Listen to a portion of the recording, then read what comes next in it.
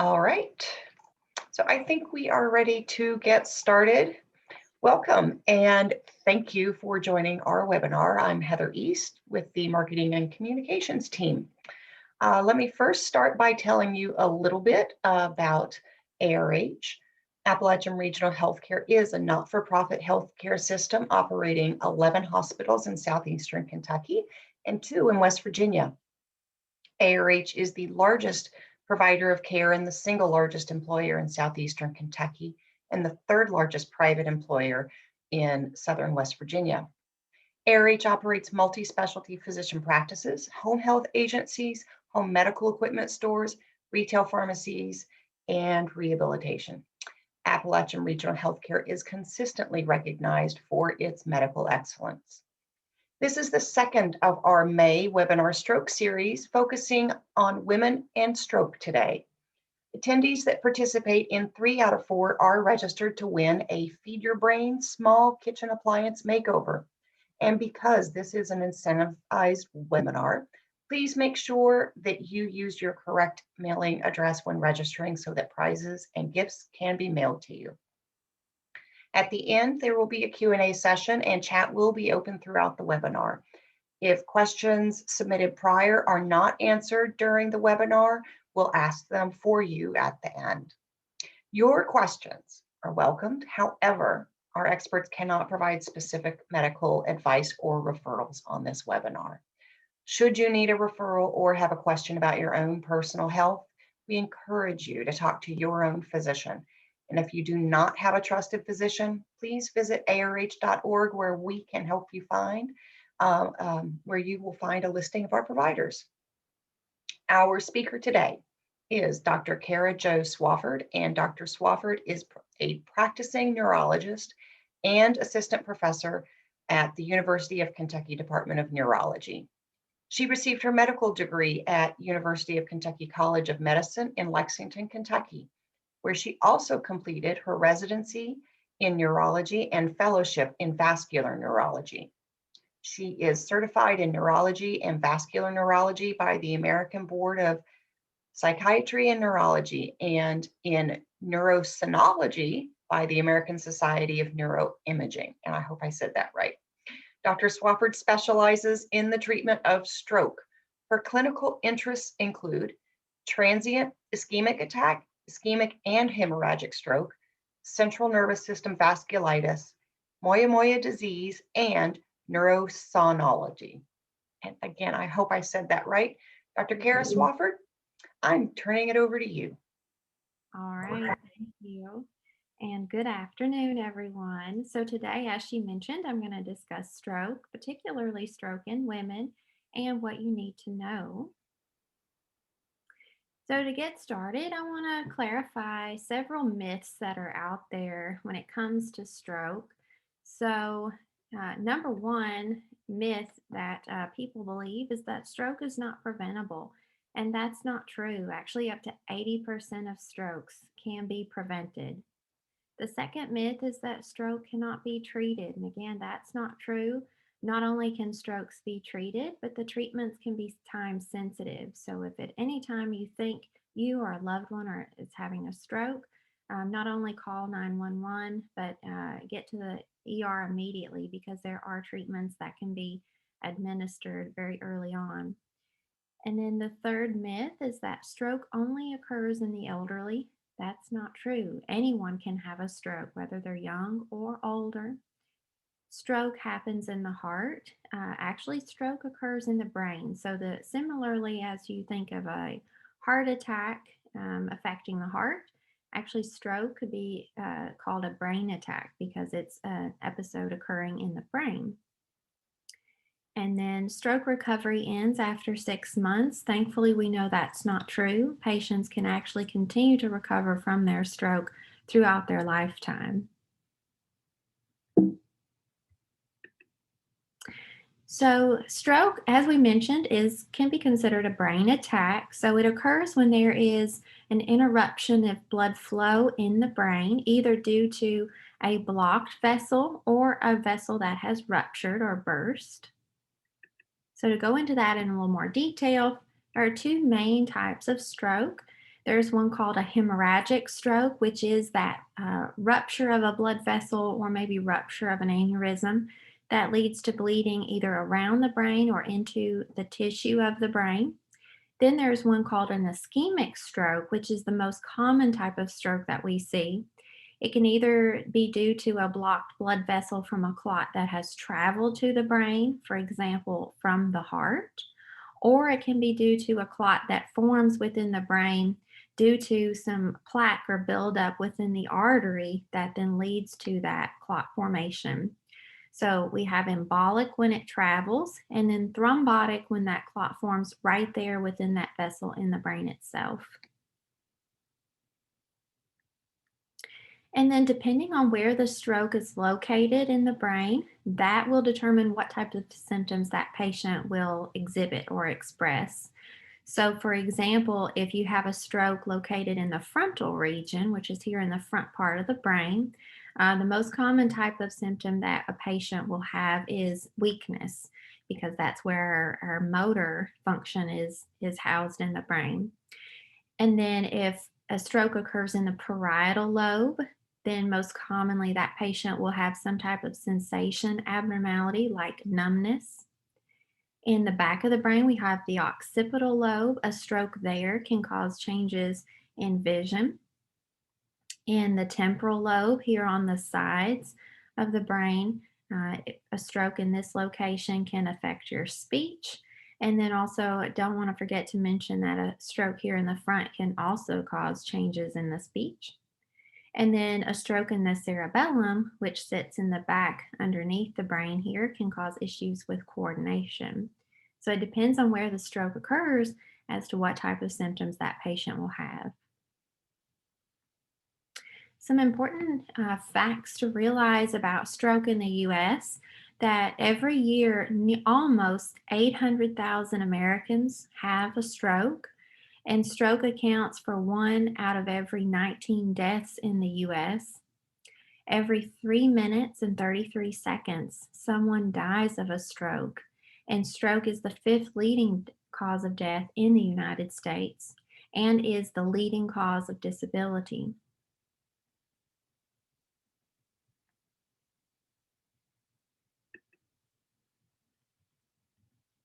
So, who is at risk for stroke and what can we do about it? So, there are unfortunately some risk factors for stroke that are non modifiable, which means we can't really do anything about it. Of course, age is one of those. And we know that our risk of stroke doubles for every decade we are over the age of 55. And our gender makes a difference. So, we see that stroke tends to be highest in those younger men and older women. Having a family history of stroke. So, an immediate family history increases your risk by 50%. And if you have a parent who had a stroke before the age of 65, then that places you at threefold increased risk of stroke.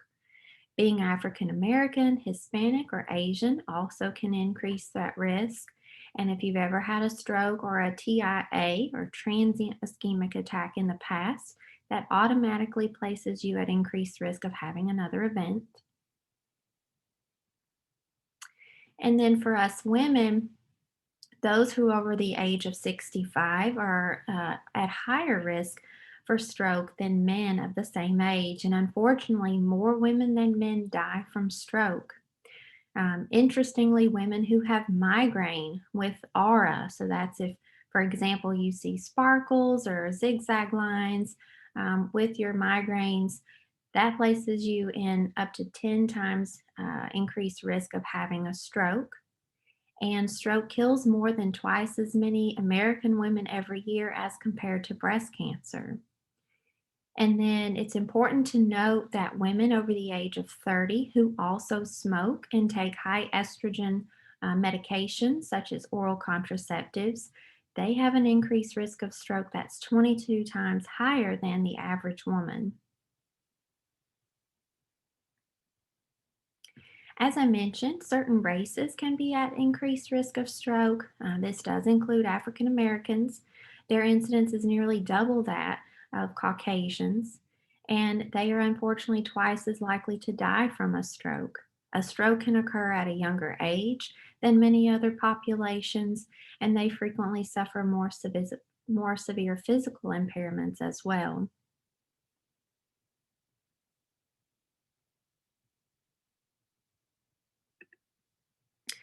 Some risk factors that increase their risk include high blood pressure, which is called hypertension, diabetes, obesity, smoking, and something called sickle cell anemia, which we'll discuss here in just a moment, a little more in detail.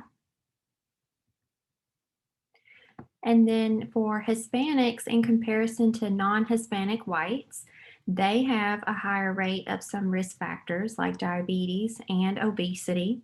However, they tend to have lower rates of smoking and overall a lower rate of death due to cardiovascular disease, which does include stroke and also heart attack. But there is this thing called acculturation, which is the process of adapting to a new culture that does play a role in the risk for stroke. So whether that means adapting to the diet or physical activity of that particular culture that they have adapted to, that can further increase their risk of stroke, especially if they become more sedentary or their diet changes to a more unhealthy diet. But the good news is, as I mentioned, there's 80% of strokes that can be prevented. So, what are those things that we can do to make a difference? So, the number one most common risk factor for stroke is hypertension or high blood pressure. And it's been found that just lowering that top number of your blood pressure by only 10 can reduce your risk by 41%. And then high cholesterol, also called hyperlipidemia, diabetes, atrial fibrillation or AFib, and sickle cell disease can increase our risk. But these are all things that we can seek treatment for and modify to reduce our risk. And as we mentioned, sickle cell disease is something we tend to see in our African American population, and that's where you tend to have a red blood cell instead of being normal, like a little disc like this. It's more in the shape of a crescent. Some additional risk factors that we can do something about, of course, is smoking. Smoking increases our risk of stroke by 2 to 4 times. And even those who are exposed to secondhand smoke have an increased risk of up to 30%. Sleep apnea is also included, physical inactivity, psychological distress, and illicit drug use. Now, there are certain risk factors that are unique to women that we have to know about. And of course, as we mentioned earlier, that does include hormones. So, whether that's hormone replacement therapy, whether it's oral contraceptives that contain hormones, especially estrogen, as well as pregnancy. And then migraines can increase our risk, high blood pressure or hypertension, our age, and atrial fibrillation. So we've mentioned this a few times, atrial fibrillation. So to go into a little bit more detail about what that is. So this is a picture of our heart. We have four chambers of our heart, and the top two are called the atria. So we have a right and left atrium. So when we go into atrial fibrillation, that's an abnormal rhythm coming from one of these chambers that leads to an irregular heartbeat. So as you can see here, the little heartbeats are irregular. When you go into something like this, it can lead to the formation of a clot in this chamber of the heart that can then leave the heart and go to the brain and cause stroke or TIA, transient ischemic attack. And some patients may feel this when they go into this arrhythmia called AFib or atrial fibrillation. They may have racing of their heart, fluttering, or palpitations. It may make them feel short of breath or lightheaded. But there are a number of patients who have no symptoms at all. They don't even know that they're in atrial fibrillation. And one way of detecting this is to have your regular exams with your provider. So AFib may be picked up on their exam or by an EKG. So, what are some things that we can do in terms of eating healthier? There's lots of things that we can do, and just starting out slow and working our way up to being healthier. We have to start somewhere. So, maybe trying your local farmers market, maybe garden sharing with a friend or a neighbor, purchasing items on sale, and either freezing them or storing them for later, adding more items that are healthier, like beans or brown rice, to your diet. And then, if it's hard to get fresh produce, trying canned fruits, canned veggies. Also have lots of nutrients. Just be on the lookout for the sodium content. For us adults, we should have less than 2,300 milligrams of salt a day. And so that's a teaspoon. So you got to watch those canned foods. And then other things that we can do are work toward being more active. Of course, if you're not already active, before you start any kind of physical activity program, always discuss this with your provider and make sure that you start out with something that is safe for you, and work with your provider on what your goal should be. But in terms of recommendations from the American Heart Association, they recommend at least 30 minutes of moderate intensity activity at least 5 days a week. That adds up to about 150 minutes over the week. Or you can do about 25 minutes of more vigorous activity 3 days a week for a total of 75 minutes. Or you can do a combination of the two and then add in some high intensity muscle strength activity a couple of days a week. Again, before you do anything like this, always talk to your provider and see what's best for you. And then little small changes that we can make in our lifestyle to kind of help us become more active.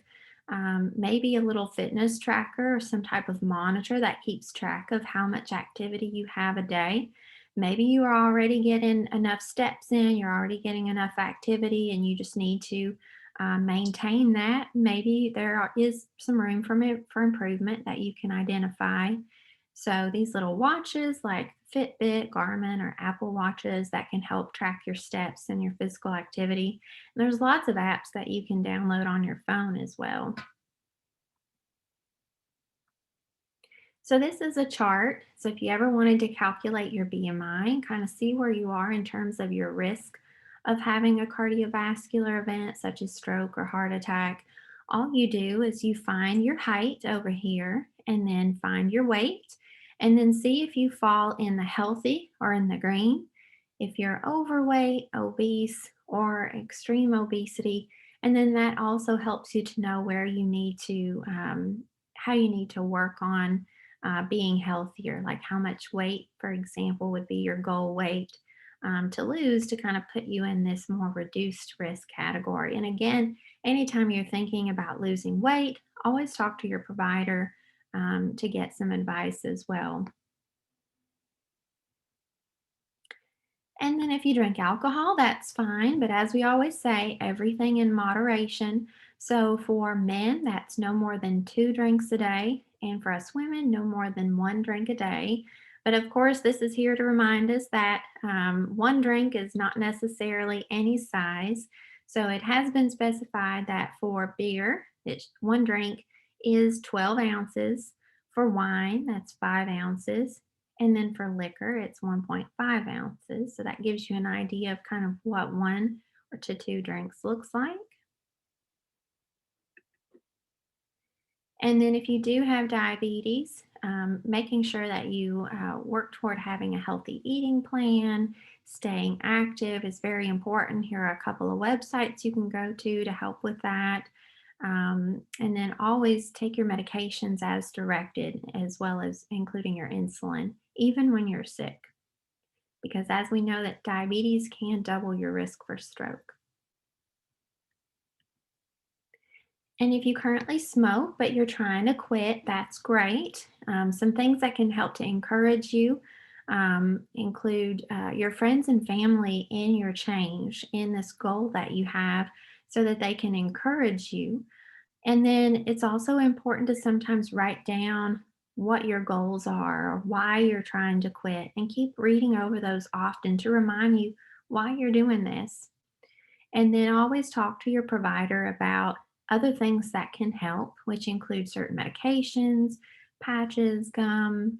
And then here's a number and a website to go to reach out for some tips. And then always, it goes without saying, follow the medical advice of your provider, and make sure that you take your medications as prescribed and keep those regular doctor visits as well.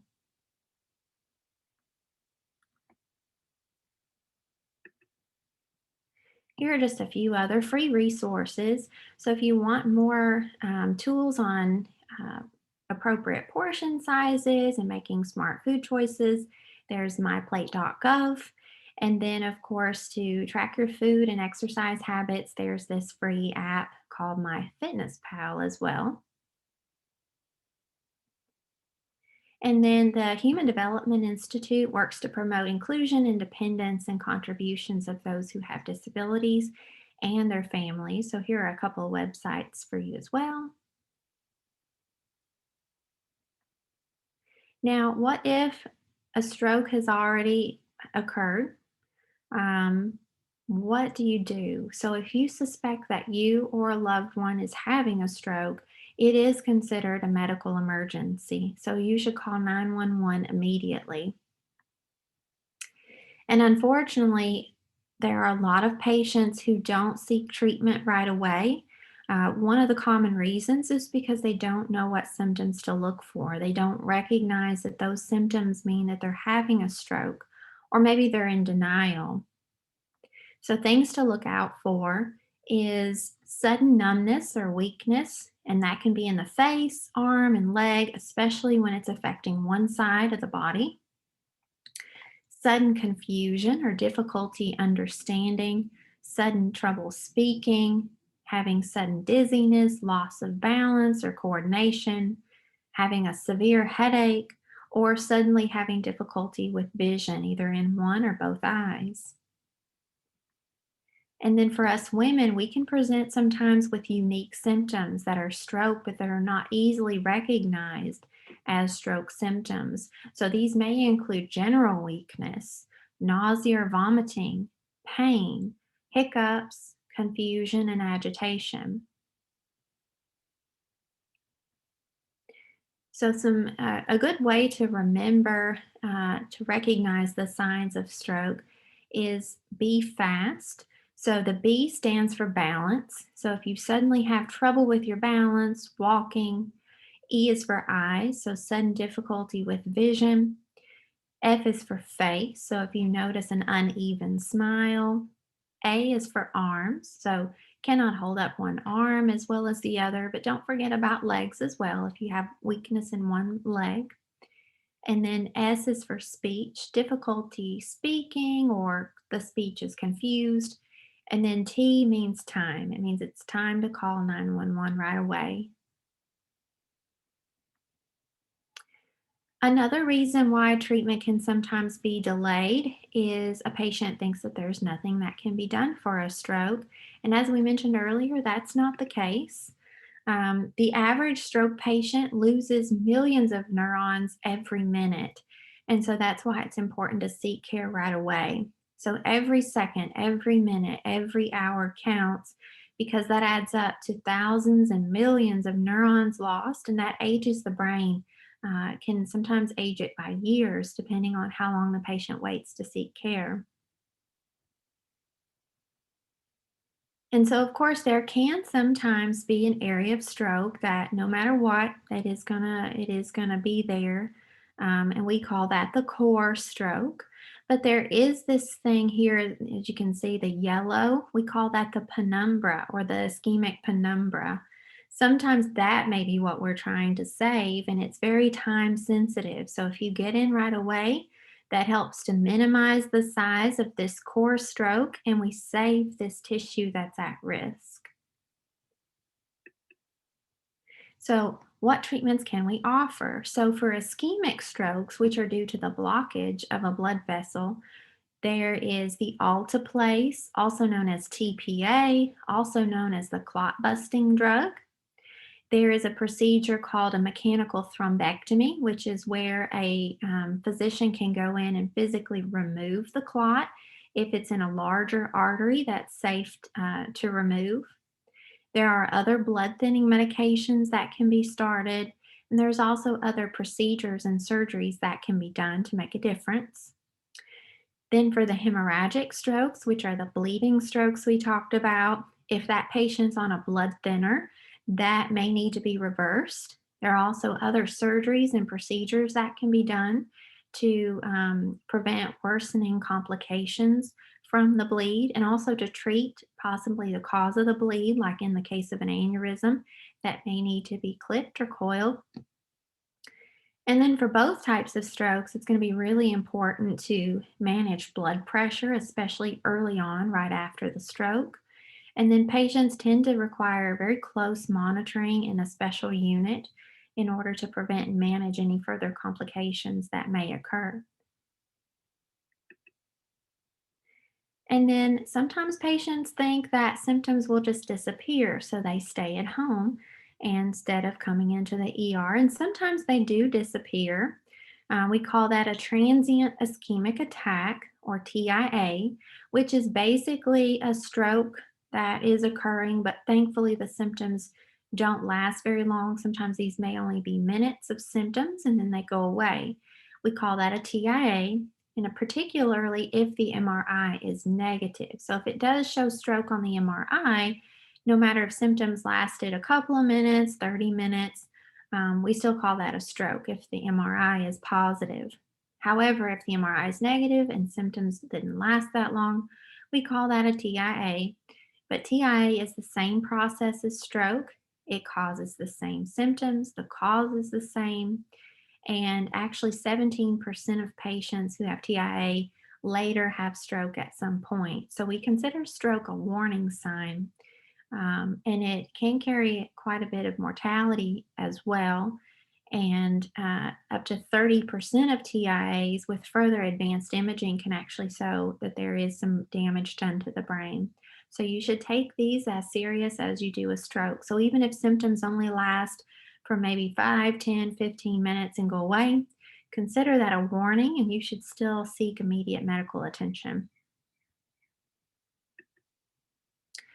So there are several celebrities out there who have had strokes before, and I'm sure all of you know of someone, either a family member, a friend who has had a stroke, and they can tell you that sometimes the road to recovery can be quite long.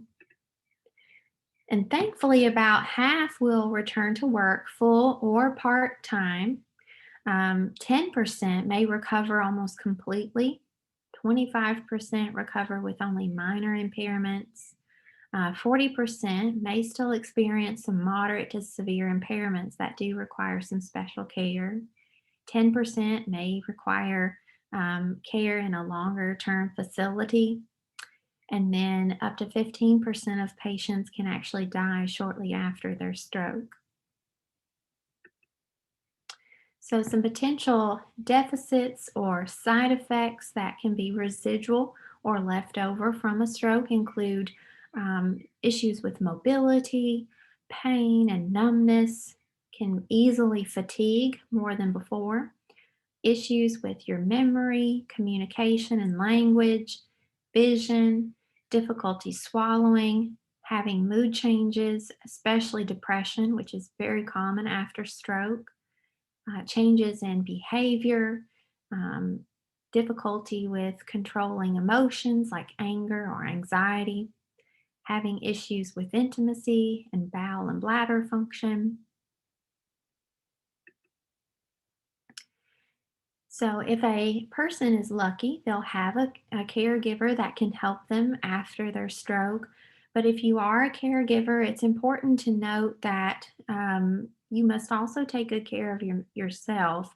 Caregivers will often say that they don't have enough training or they don't have enough support. And so at the end here, we'll talk about some ways to get more information and to seek support because it's very important to take good care of yourselves as well.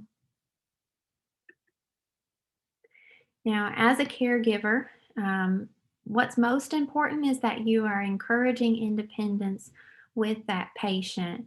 So, no matter how much they can or can't do, by you offering that to them and encouraging them to be independent, can not only make them inspire them to have self worth and gain confidence, but also by doing that can help to make new brain connections to rewire the brain after stroke and to heal. So these may include encouraging dressing, grooming, assisting with meals and medications, as well as making sure that they're mobile and safe in their home. Now, there are lots of different types of rehabilitation that a patient may require or may benefit from. This includes physical therapy, occupational therapy, speech and language therapy, recreational therapy, as well as vocational rehab. And they all focus on something special for that patient that might need. So hopefully we've discussed some things that you've identified that you may be able to act on in order to decrease your risk of stroke in the future. But if you need any resources, here from the American Stroke Association, there's a number you can call as well as a website that you can visit to learn more about stroke, as well as find some local support groups and to join a support network, especially if you've had a stroke or if you have a family member or loved one that's had a stroke. So thank you all for listening.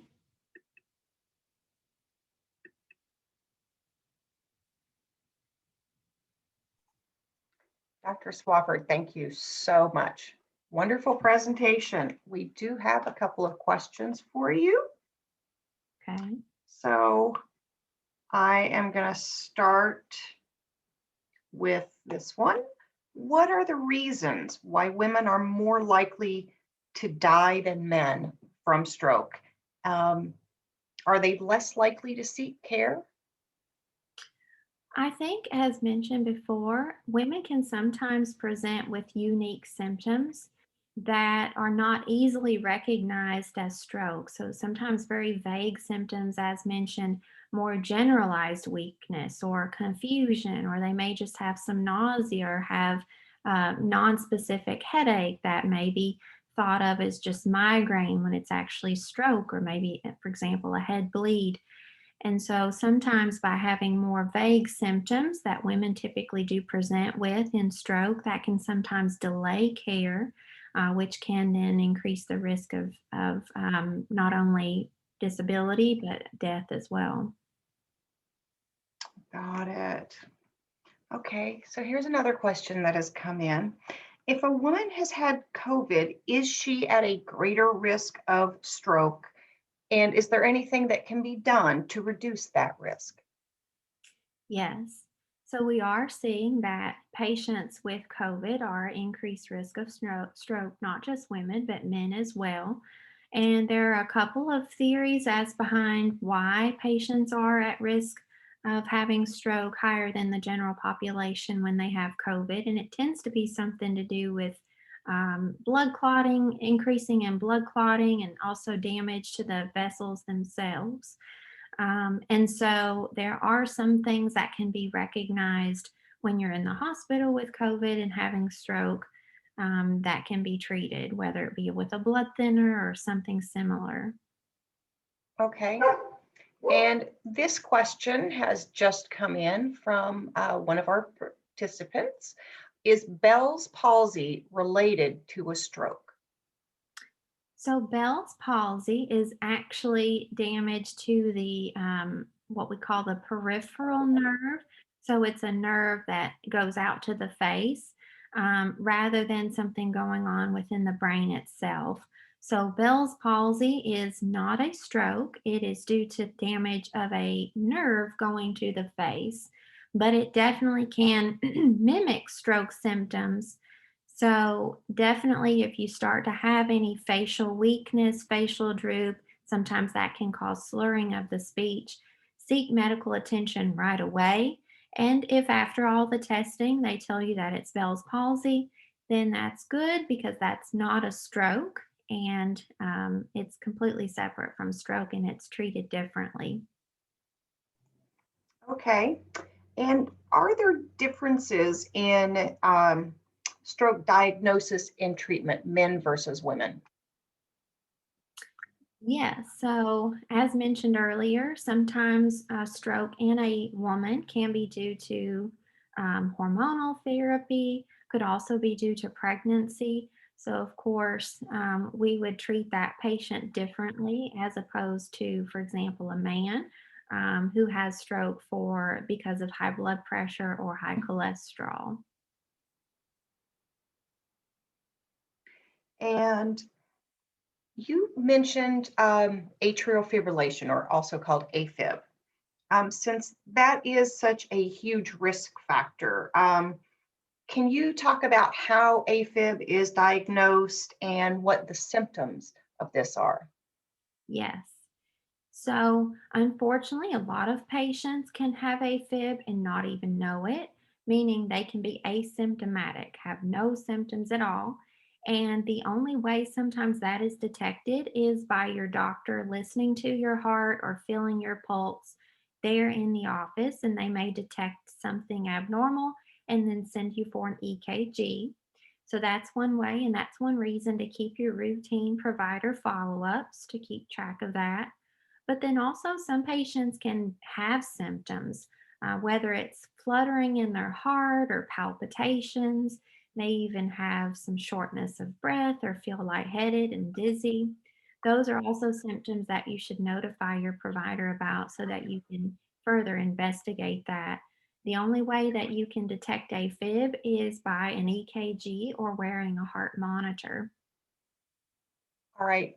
And this looks like it's going to be our last question. And I think you've kind of answered this, but it is so important. Um, are there any signs of stroke that are specific to women? Hmm. I think that's an excellent question. I don't know if I would say there are any symptoms that are very specific to women because sometimes women can present, as mentioned, with those vague symptoms. And those are vague in that they can be from anything. So, generalized weakness could be a stroke in a woman, but it also could be from something else. And then women can sometimes present with similar symptoms to men. For example, that weakness or numbness on one side of the body. So unfortunately, I don't have a good answer to that. That yes, there is one particular thing that a woman's gonna uh, a symptom that she's gonna have unique to her that is stroke. All right. Is there anything else? And this is also our last call for questions. You can either put them into the chat or into the Q&A box. Um, but Dr. Swafford, I want to thank you and just give you the opportunity to offer any closing notes that you might have. Yes, thank you so much. And definitely, I want to get across the message that if you have any symptoms, especially symptoms that occur suddenly, so just very sudden symptoms, make sure you seek medical attention right away, whether that be 911 or if you're close enough to go to the nearest hospital, because it sometimes can be a stroke until proven otherwise. And as mentioned, those stroke treatments are time sensitive. Some of them are only hours, a window of hours that you can receive that treatment, and they can be life changing as well, can make a big difference in your outcome. So if you recognize anything that happens right away, call 911, get immediate medical attention. Excellent, excellent advice. Thank you so much for your time because I know it took a bunch of time to prepare this and to get ready, and for your time talking to our attendees. You're very welcome. Thank you. All right, all right, we'll close this up. Goodbye, everybody, and thank you so much for your time too. Bye.